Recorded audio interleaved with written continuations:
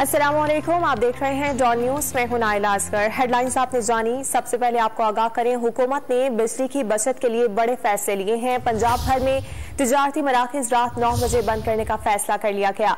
वजीर आला पंजाब हमजा शहबाज शरीफ ने एक बयान में कहा है कि फैसला तवानाई की बचत के लिए सूबे भर की ताजिर बरादरी की मुशावरत से किया गया है। पंजाब हुकूमत की जानिब से जारी बयान में कहा गया कि मार्केटों की रात 9 बजे बंदिश पर 20 जून से अमल दरामद शुरू होगा।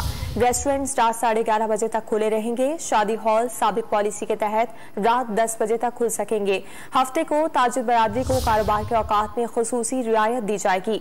मेडिकल स्टोर्स पर इस फैसले का इत्तलाक नहीं होगा। ताजिरों की अक्सरियत ने हुकूमत का फैसला मुस्तरद कर दिया है।